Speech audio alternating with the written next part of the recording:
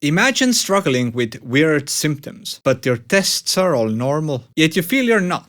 Slightly depressed, no energy, anxious. Is it psychological? Is it all in your head? You might start therapy, you might swallow some pills, but you're still not getting better. Symptoms come, they go. Sometimes you feel normalish, if you even remember what normal felt like. It sometimes goes in daily or weekly basis. You don't know what it is. I tell you what it is. It's gluten sensitivity, a mythical creature no one talks about, and many don't even know about. Can it be diagnosed? No, you can easily detect celiac disease, while sensitivity, mostly giving you same symptoms, can't be diagnosed. And the funny thing is that most doctors in their fields recommend you stuff from their fields. So gluten sensitivity is something that you need to figure out on your own, and you can either rule it out or confirm it. In this video, I will tell you a personal story. All the symptoms, all the discovery, everything that changed my life completely. And I promise you this, after this video, you will feel better. Yes, I was a person who ate my bread, my bagels, my everything. Gluten was my life. Pizzas and burgers and everything delicious. Hell,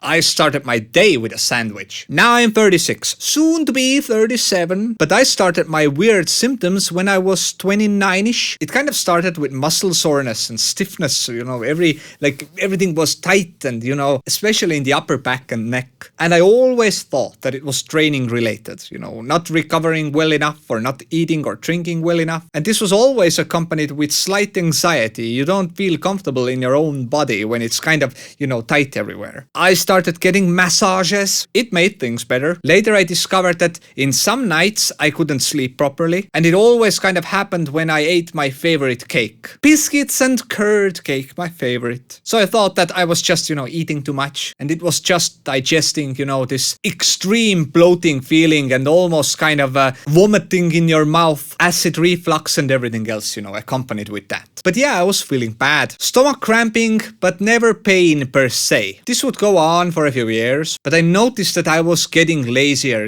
Maybe, 30s, when you reach 30s, you get lazy as I was doing less gym, feeling tired and sickly all the time, no energy, getting cold sores in my mouth. It was a monthly, if not weekly thing. When I accidentally bit my cheek, it was guaranteed that this will develop into a cold sore that will last 2 weeks. Painful 2 weeks. And this laziness, kind of made me gain weight. Even though I ate more, I still had less energy. So what did I eat? I ate everything, but I will come to that. At some point, I discovered that when I don't eat in the morning, I had more energy. And after a large meal at home, after the gym, I did nothing. I was tired. No energy, figured that gym must have drained me or something. And also kind of feeling anxious. And again, I thought that this was due my, tight sore muscles and everything, and my bad shape. Which was kinda true, because more sore and tight I felt, the more difficult was to be in my own skin, So I added more cardio. This was truly difficult. I did a fair bit of yoga and body balance. These trainings helped with anxiety for sure. But the funny thing is, I don't have anything to be anxious about. I just had anxiety just because I had anxiety. That's so stupid! And the problem is, you think about having a problem, and then there's a problem because you thought about the problem,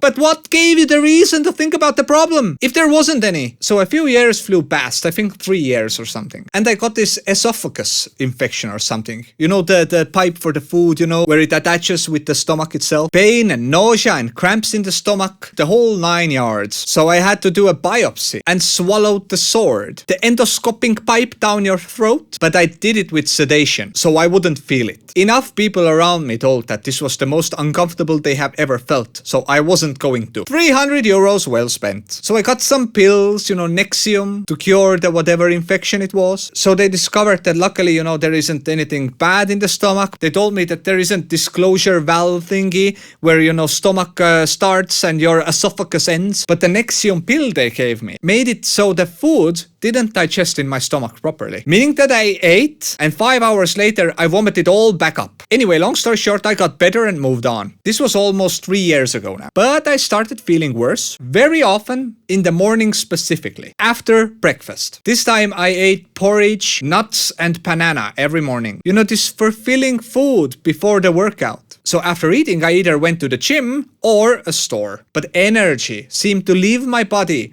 after 40 minutes of eating. After each meal, I felt lightheaded, shortness of breath. I started getting panic attacks more often. Stomach and lower chest was kind of cramping all the time. I called an ambulance at least 3 times this year, thinking that something was wrong with the heart maybe. Ambulance always confirmed this was a panic attack. Heart is all good. So I did all the tests, ultrasounds, rhythm checks and so on. Everything was okay. I went through at least 10 doctors, did new stomach tests as well. One doctor actually asked me to do lactose and gluten tests. I did those.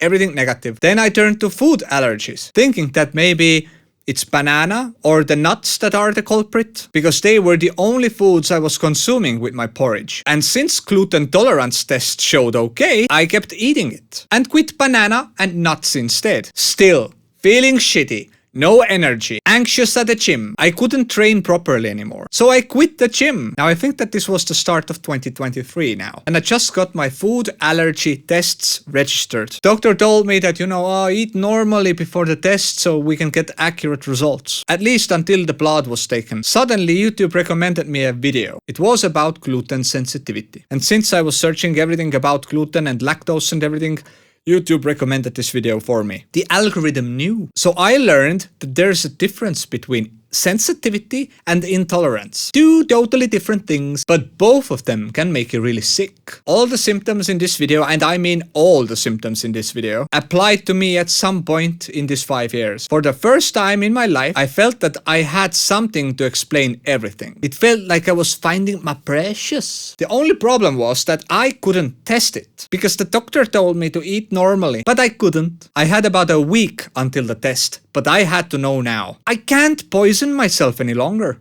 If it's true, I started learning everything about gluten. Things that I couldn't eat anymore, which was approximately 80% of my menu. Everything had gluten in it. And I'm not talking about cakes and burgers or the bun of the burger. I'm talking about pasta. I'm talking about sauces. I'm even talking about some sausages, most crisps and chips even. You will be amazed how much gluten is in your food. So it took few days talking with my girlfriend to figure out what we can eat. What can we do properly with our menu? Because we usually cook at the same time for both of us. But in the meanwhile, I was figuring stuff out.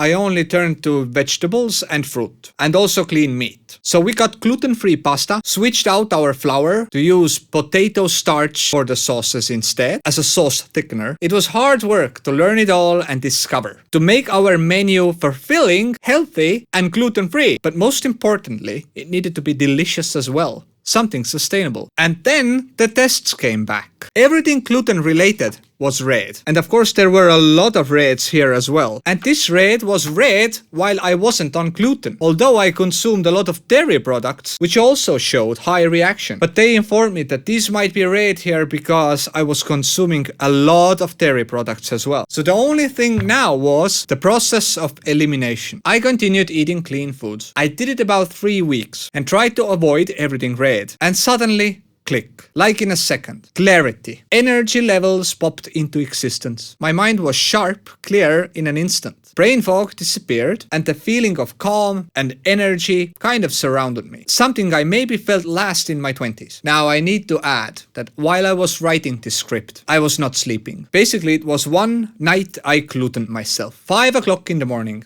as I was writing it all. Horrible evening. Horrible night. Anxiety, excessive urinating, restlessness, jolting awake, all that jazz. For the past 2 weeks, I had shared an ice cream cone with my girlfriend. Almost every evening. She ate the waffle and I got most of the ice cream myself. Figured that, I wasn't eating gluten, so ice cream is fine. I learned now that there is something called cross-contamination. Small gluten particles that trigger your autoimmune system as well. All the symptoms returned and the amount of consumption isn't all that important. It really doesn't matter how much. It's like on-off switch. You either have gluten or you don't. And that explains why the past 2 weeks every day was progressively worse. But it has happened before. A sip of beer in the sauna, yes, beer has gluten. A piece of licorice, thing you wouldn't know has gluten in it. Accidentally take a chip from the wrong bowl, thinking that it's potato chip. But no, some, if not most, have gluten in it. Once I forgot that Lion chocolate was also gluten, because it had a waffle in it. And if you don't feel the hit in the same evening,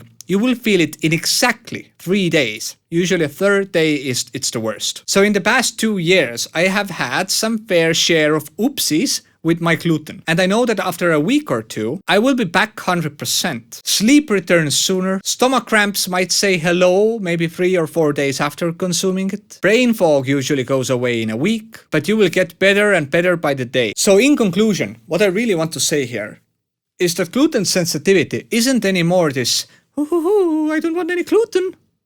It isn't that anymore. It's a real shitty thing because you need to restructure your life. Your orderings out, your spontaneous restaurant visits become a nuisance, kind of. Because I don't want to be the guy to ask the chef that, does that have any gluten in it? I don't want to be that guy. So the reason for this video was simple. That most people try to treat their symptoms instead of finding out the root cause. And I can imagine that many people who have joint pains, depression or anxiety might just be gluten sensitive, hell, maybe even gluten intolerant. But while they're on these pills, which they can consume 10 years, still battling the symptoms, everyone needs to find their root causes. Those sheets right here, they basically guide my choices. And I can't explain the feeling. The first time I got the clearness after coming off gluten, I thought that, oh my God, is that the feeling of feeling good? Really? I was missing out. So now, as I'm battling my 5th day after glutening myself, I already feel better. Energy is returning. Sleep is returning. So in a positive note,